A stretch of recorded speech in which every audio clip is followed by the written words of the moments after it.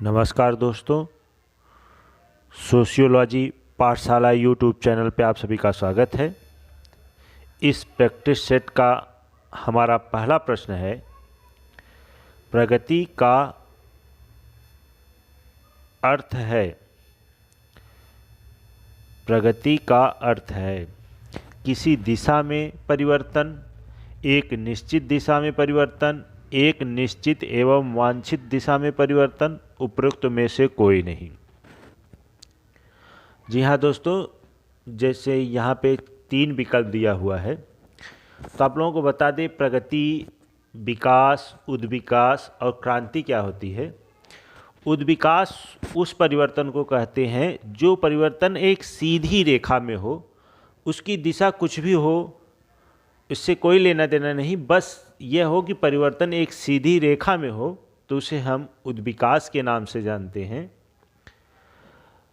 और दूसरा विकास की बात करें यदि, तो विकास जो है परिवर्तन वह भी अच्छाई की तरफ सीधी रेखा में हो। जैसे उद्विकास में अच्छाई या बुराई दोनों तरफ हो सकती है, किंतु विकास में क्या होता है, हमको पता हो कि हम अच्छाई की तरफ ही परिवर्तन हो रहा है एक सीधी रेखा में, उसे हम विकास के नाम से जानते हैं।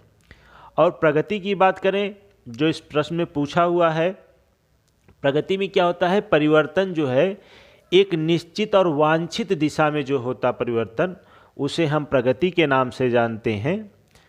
तो इस प्रकार से प्रगति ही पूछा हुआ है, तो हमारा सी ऑप्शन सही हो जाएगा, राइट आंसर सी हो जाएगा। उसके बाद एक और अवस्था आती है जिसे हम क्रांति के नाम से जानते हैं। तो क्रांति जो है किसी भी परिस्थिति में अचानक तेजी से जो परिवर्तन आता है, उसे हम क्रांति के नाम से जानते हैं।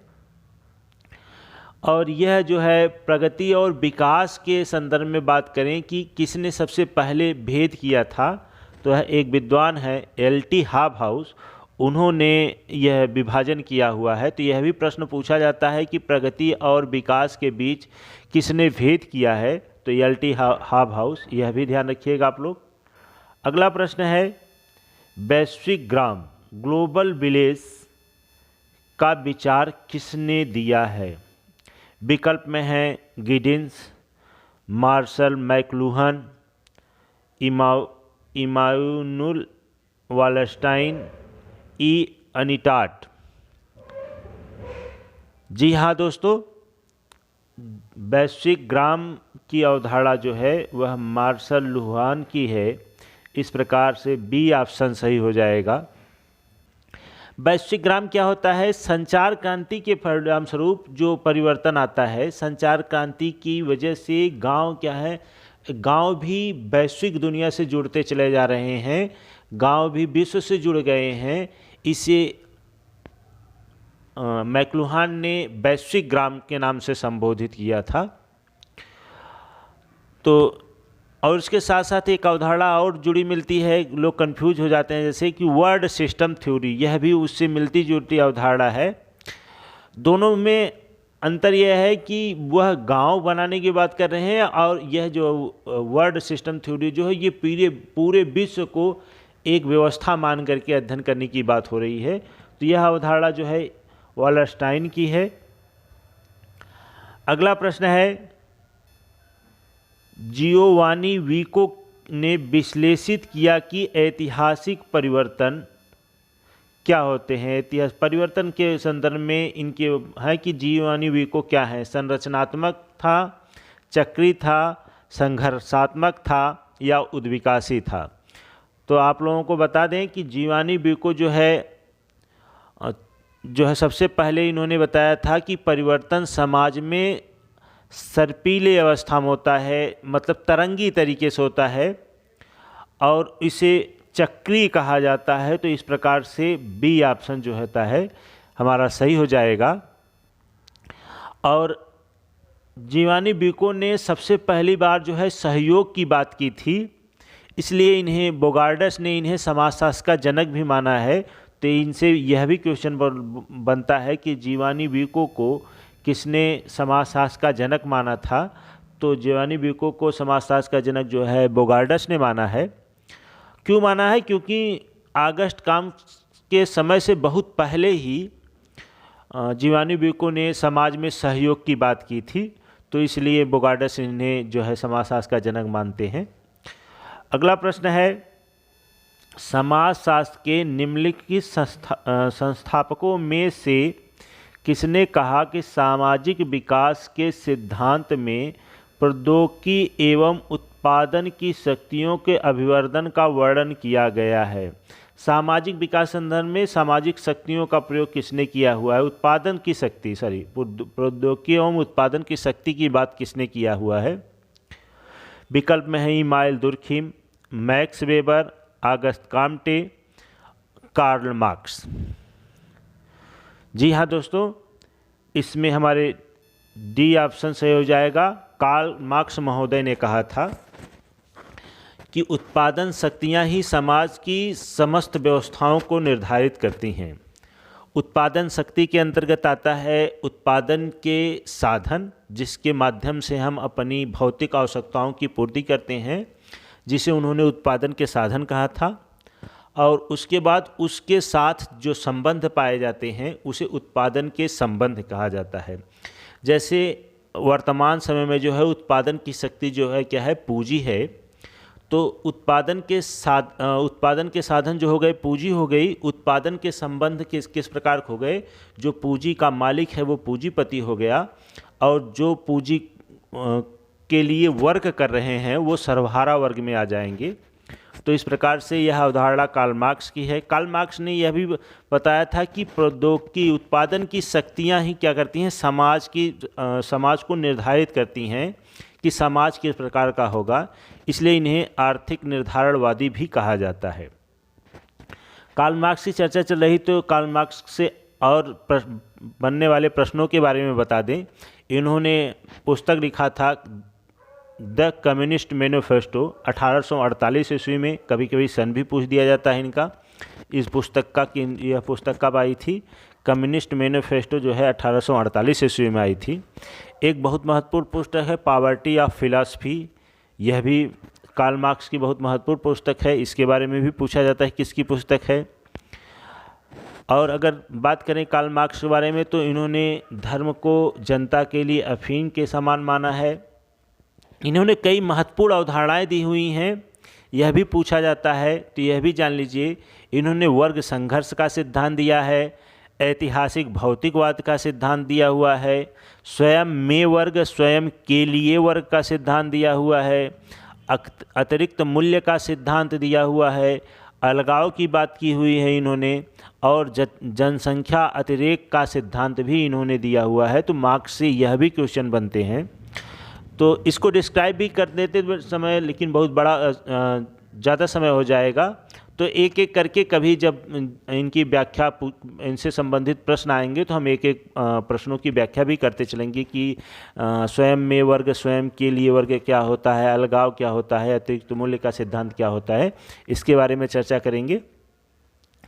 अगला प्रश्न है, नगर एक जीवन विधि है जबकि नगरीयकरण एक प्रक्रिया है। नगर एक जीवन विधि है जबकि नगरीकरण एक प्रक्रिया है, यह विभेद किसके द्वारा किया गया है?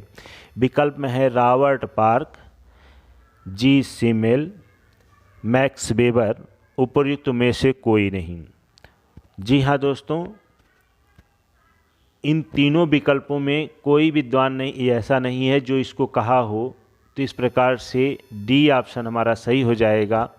इस शब्द को कहने वाले व्यक्ति हैं नेल्स एंडरसन, तो इसमें नेल्स एंडरसन विकल्प में नहीं है, तो इस प्रकार से हमारा डी ऑप्शन सही हो जाएगा। और नेल्स एंडरसन की बात करें तो इन्होंने सेकेंडरी क्षेत्र मॉडल शहर के विकास के संदर्भ में दिया था। और नेल्स एंडरसन की पुस्तक की बात करें तो द होगो बुक लिखा है इन्होंने, और अर्बन सोशियोलॉजी बुक भी लिखा हुआ है, तो यह भी प्रश्न पूछा जाता है। नगर एक जीवन विधि है, सिर्फ इतना अगर इस प्रश्न में होता तो लुईस वर्थ जो है इसकी परिभाषा इसके विद्वान है, नगर एक जीवन विधि है, तो यह लुईस वर्थ का कोटेशन है। और अगर यह आएगा नगर एक जीवन विधि है जबकि नगरीकरण एक प्रक्रिया है, तो यह नेल्स एंडरसन का है। तो तो यह आप लोग ध्यान रखिएगा।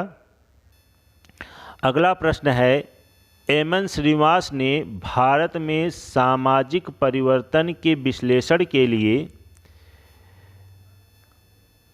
पश्चिमीकरण के निम्नलिखित मॉडलों में से किस एक मॉडल को सर्वाधिक महत्वपूर्ण माना है।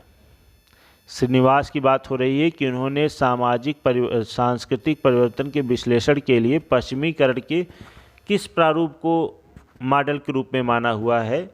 तो आप लोगों को बताते चलें कि श्रीनिवास एक संरचनात्मक प्रकारवादी थे और इन्होंने बताया कि अंग्रेज़ों का शासन हमारे यहाँ बहुत दिनों तक रहा, इसकी वजह से हमारे यहाँ पश्चिमीकरण आया हुआ है।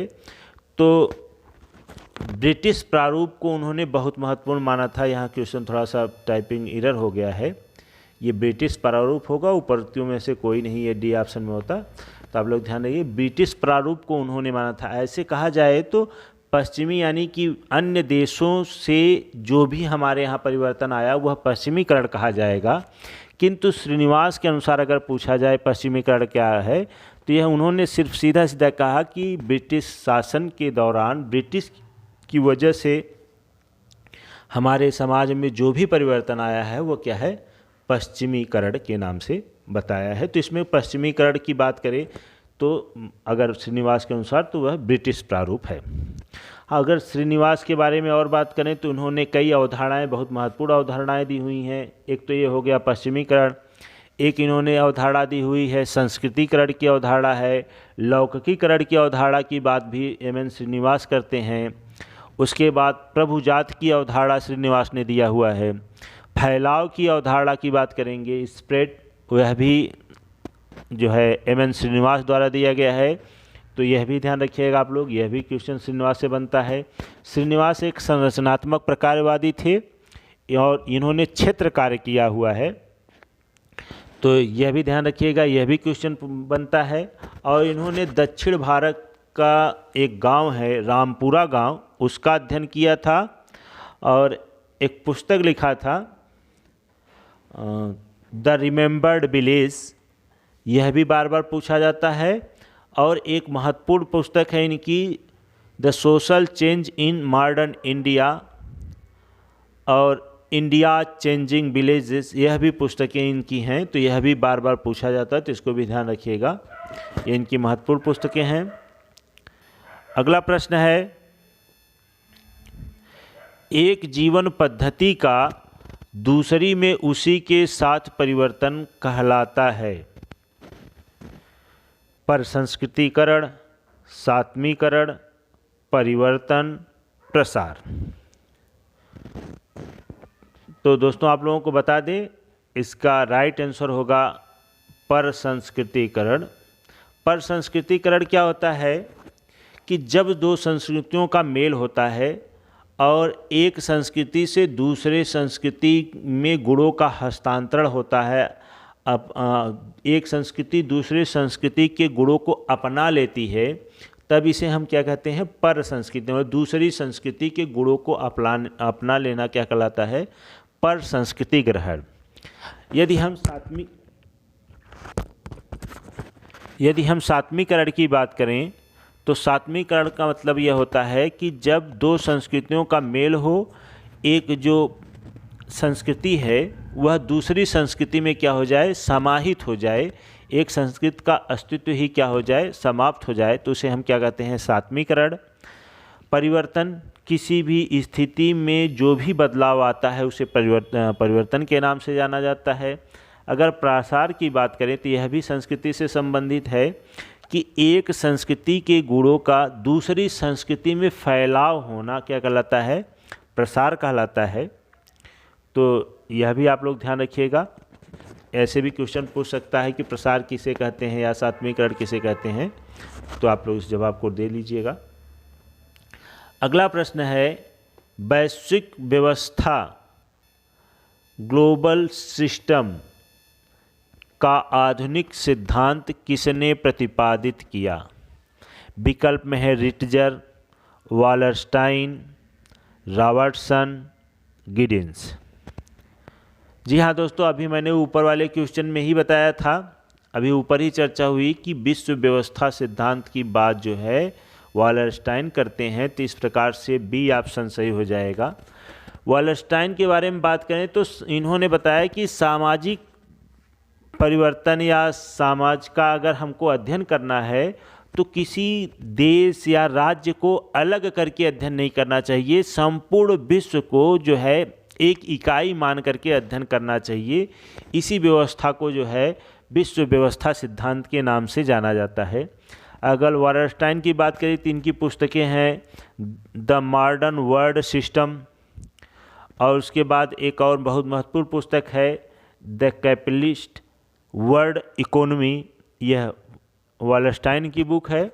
एक बुक और भी महत्वपूर्ण है जो 2-3 विद्वानों ने मिल के लिखा हुआ है, उसमें वालरस्टाइन है, समीर अमीन का नाम आता है, गुल्डनर का नाम आता है, तो है डायनेमिक ऑफ ग्लोबल क्राइसिस। यह पुस्तक भी वालरस्टाइन, समीर अमीन और गुल्डनर ने लिखा हुआ है, तो आप लोग इसको भी नोट कर लीजिएगा। अगला प्रश्न है भारत में स्वतंत्रता आंदोलन का अध्ययन किसने मार्क्सवादी परिप्रेक्ष्य में किया हुआ है? स्वतंत्रता आंदोलन और मार्क्सवादी परिप्रेक्ष्य की बात आए तो विकल्प में है A.R. Desai, Andre Beteille, B.R. Chauhan, D.N. Dhanagare. तो आप लोगों को बताते चलें कि मार्क्सवादी परिप्रेक्ष्य में स्वतंत्रता आंदोलन का अध्ययन जो है A.R. देसाई ने किया हुआ है। अक्षयलाल रमणलाल देसाई इनका पूरा नाम है। यह मार्क्सवादी थे और इनको ठेठ मार्क्सवादी या आंतरिक मार्क्सवादी भी कहा जाता है। इन्होंने कई पुस्तकें लिखी हैं, जैसे पूछी जाने वाली पुस्तकों में है the social background of Indian nationalism है, the peasant struggle in India है, recent trend in Indian nationalism पूछा जाता है, भारतीय समाज में संपत्ति संबंध पाया जाता है। यह इनका बहुत महत्वपूर्ण कोटेशन है, इसको भी ध्यान रख लीजिएगा। और बात करें तो भारतीय समाज में राजनीति में जाति की प्रतिछाया है, यह भी कोटेशन है A.R. देसाई का, यह भी पूछा जाता है। और इन्होंने ही राष्ट्रवाद के उदय और स्वतंत्रता आंदोलन में मार्क्सवादी अध्ययन किया हुआ है, तो इस प्रकार से ए ऑप्शन क्या हो जाएगा हमारा? सही हो जाएगा। अगला प्रश्न है धर्म का सामाजिक सिद्धांत किसने प्रतिपादित किया है? धर्म का सामाजिक सिद्धांत किसने प्रतिपादित किया है? Karl Marx, Emile Durkheim, Max Weber, E.B. Tylor. जी हाँ दोस्तों, सामाजिक सिद्धांत जो है, धर्म का सामाजिक सिद्धांत जो है इमाइल दुर्खिम ने दिया है, तो इस प्रकार से बी ऑप्शन सही हो जाएगा। इन्होंने ऑस्ट्रेलिया की अरुंटा जनजाति का अध्ययन किया और धर्म का सामाजिक सिद्धांत प्रतिपादित किया। अगर कार्ल मार्क्स की बात करें तो उन्होंने धर्म के संदर्भ में बताया था कि धर्म जो है जनता के लिए अफीम है। मैक्स वेबर की बात करें तो इनका धर्म के संदर्भ में बहुत महत्वपूर्ण कोटेशन है कि इन्होंने बताया कि धर्म की वजह से पूंजीवादी व्यवस्था का यानी पूंजीवादी समाज की उत्पत्ति होती है। E.B. टाइलर की बात करें तो उन्होंने आत्मावाद का सिद्धांत दिया हुआ है। और एक महत्वपूर्ण कोटेशन इनसे पूछा जाता है कि धर्म आध्यात्मिक शक्ति में विश्वास है, किसने कहा है? तो E.B. टाइलर का नाम आता है।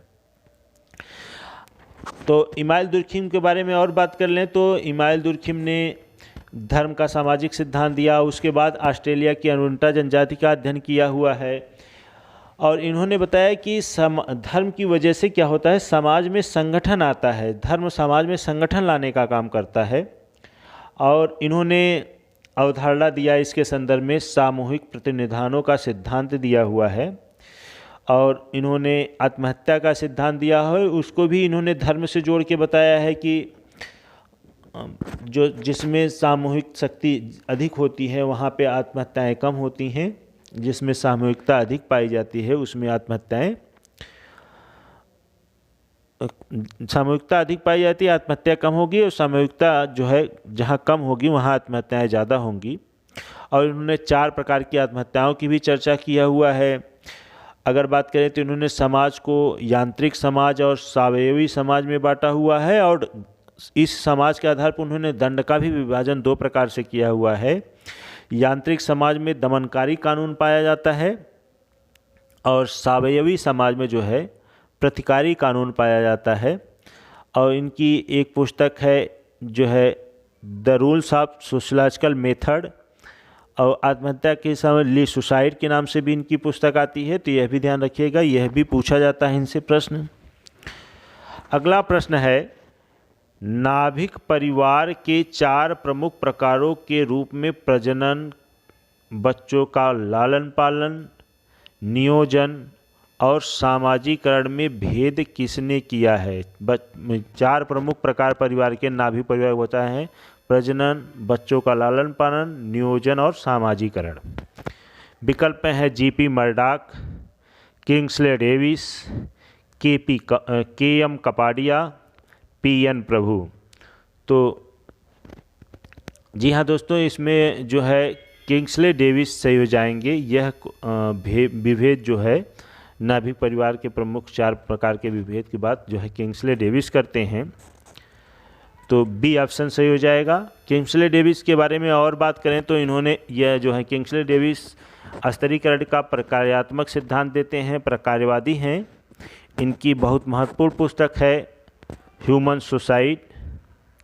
एक और पुस्तक है इनकी population in India and Pakistan. और डेविस मूर के साथ में, किंग्सले डेविस जो है मूरे के साथ में मिल करके एक पुस्तक लिखे हुए हैं, सम प्रिंसिपल ऑफ सोशल स्ट्रेटिफिकेशन। यह भी पूछा जाता है किसकी पुस्तक है, तो यह डेविस और मूर की है, सम प्रिंसिपल ऑफ सोशल स्ट्रेटिफिकेशन। यह भी पूछा जाता है, तो यह भी ध्यान रखिएगा जी। अगला प्रश्न है, किसने कहा कि जाति एक बंद वर्ग है? यह रिपीटेड क्वेश्चन है। रिपीटेड क्वेश्चन इसलिए लाया हूँ दोस्तों कि यह बार बार पूछा जाता है, तो बहुत से बच्चे कंफ्यूज हो जाते हैं, तो ये ध्यान रखिएगा, ऐसे क्वेश्चन आए तो आप कंफ्यूज ना होइएगा।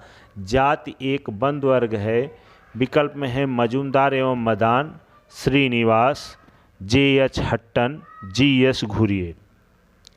जी हाँ दोस्तों, इसमें ए विकल्प सही हो जाएगा। यह कोटेशन जो है जात के संदर्भ में मजूमदार एवं मदान का है, जाति एक बंद वर्ग है। अगर मजूमदार की बात करें तो यह जो है लखनऊ विश्वविद्यालय में राधा कमल मुखर्जी और डी.पी. मुखर्जी के साथ में कार्य किया हुआ है। इन्होंने रूरल प्रोफाइल बुक लिखा हुआ है। और बात करें इन्होंने किस गांव का अध्ययन किया था, तो दुद्धी गांव और मोहाना गांव का अध्ययन किया हुआ है। हो जनजाति का अध्ययन किया और मानववाद और बोंगावाद जो है, मानववाद की तरह इन्होंने बोंगावाद जो है एक अवधारणा दिया हुआ है, तो यह भी क्वेश्चन पूछा जाता है। एक अवधारणा मजूमदार की आती है, मार्क की अवधारणा किसने दिया है, तो यह भी मजूमदार के है, तो यह भी पूछा जाता है। अगला प्रश्न है, औद्योगिक समाज के विश्लेषण में स्वयं में वर्ग, स्वयं के लिए वर्ग शब्द का प्रयोग किसने किया है? विकल्प में है George Simmel, L A. Coser, Max Weber, Karl Marx. जी हाँ दोस्तों, अभी मैंने ऊपर ही बताया था कार्ल मार्क्स के बारे में बताते हुए कि इनके सिद्धांतों में स्वयं का वर्ग और स्वयं के लिए वर्ग आता है, तो इस प्रकार से हमारा डी ऑप्शन क्या हो जाएगा, सही हो जाएगा। अगर हम स्वयं में वर्ग और स्वयं के लिए वर्ग बात करें तो कार्ल मार्क्स कहते हैं कि स्वयं में वर्ग जो होता है यह क्या है, मिथ्या चेतना है। तो यह भी पूछा जाता है मिथ्या चेतना की बात समाजशास्त्र में कौन करता है, तो कार्ल मार्क्स करते हैं स्वयं में वर्ग। और फिर स्वयं के लिए वर्ग जब बन जाता है, स्वयं में वर्ग परिवर्तित होता है, कुछ परिस्थितियां होती हैं जिसकी वजह से जब कार्ल मार्क्स को हम विस्तृत रूप से पढ़ाएंगे तो इसके बारे में भी बताएंगे कि यह क्या होता है, स्वयं में वर्ग क्या होता है, स्वयं में वर्ग कैसे स्वयं के लिए वर्ग में कन्वर्ट होता है, और स्वयं के लिए वर्ग में जब यह परिवर्तित होता है तो वर्ग संघर्ष अपनी चरम सीमा पे आएगा, ऐसा कार्ल मार्क्स कहते हैं।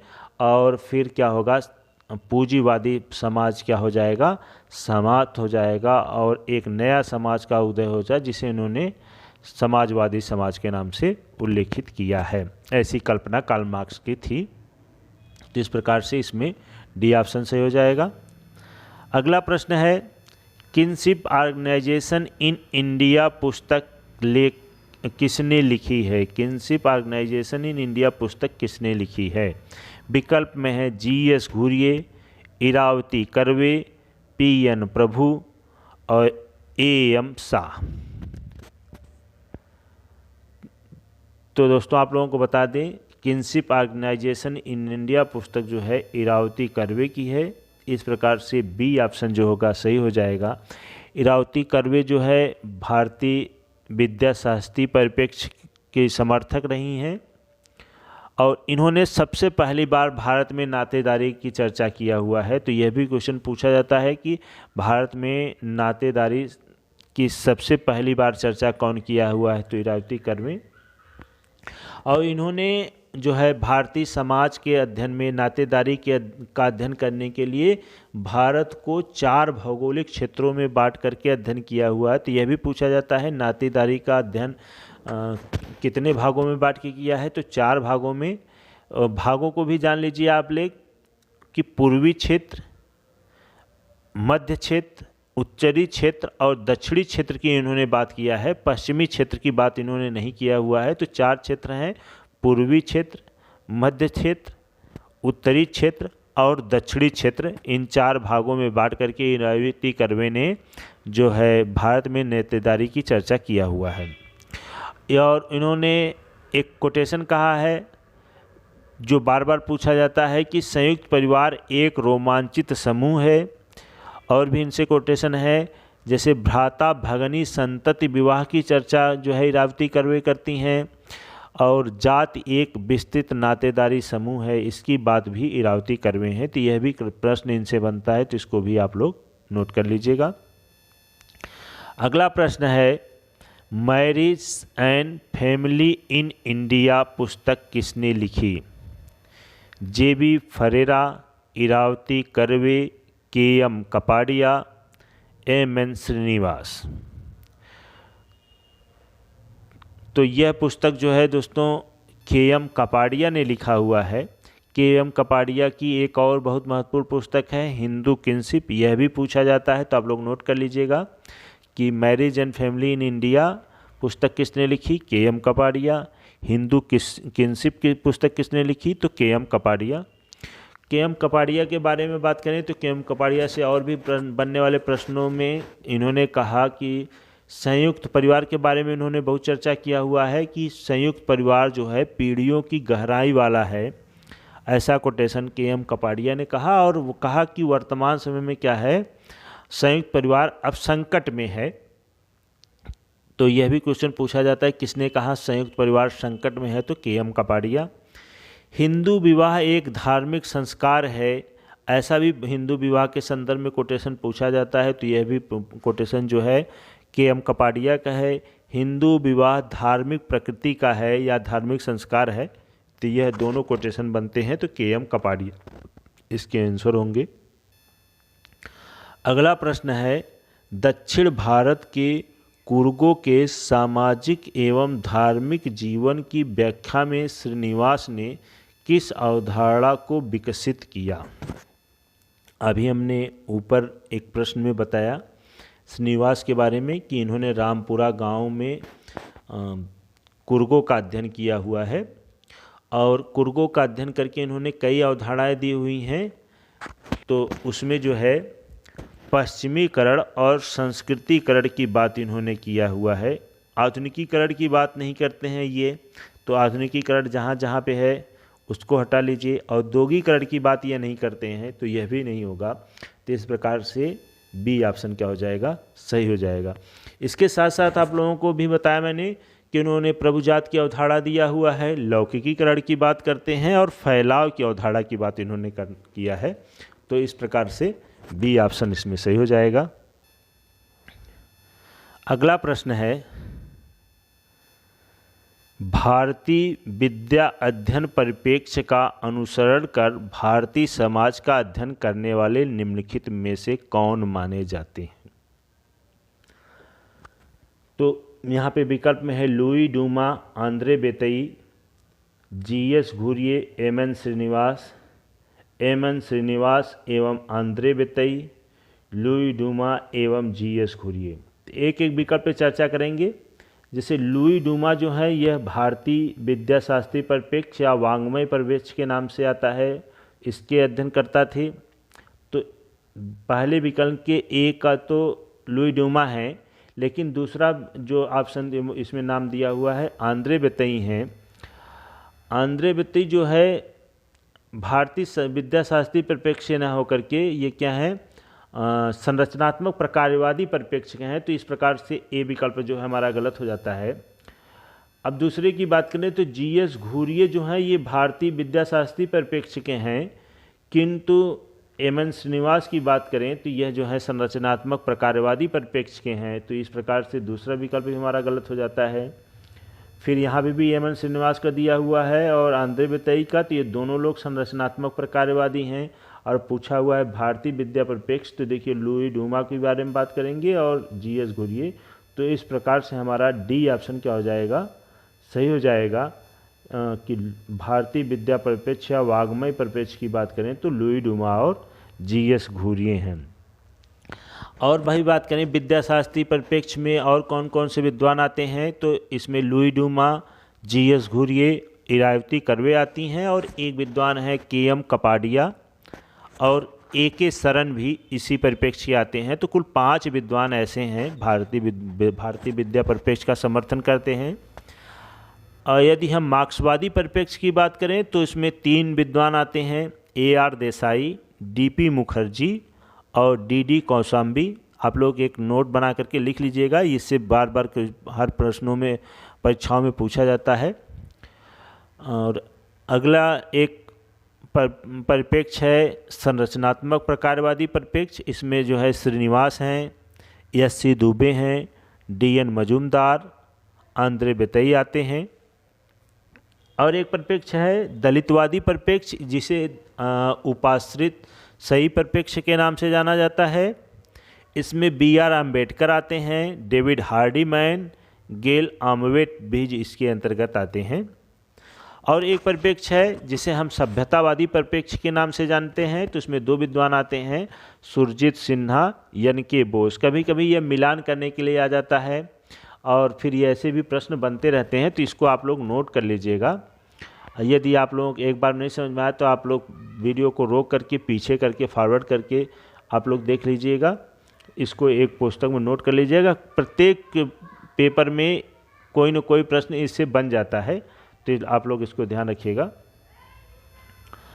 अगला प्रश्न है, किस अध्ययन में भारतीय परिप्रेक्ष्य में रॉबर्ट रेडफील्ड के लघु समुदाय की अवधारणा का परीक्षण किया गया है?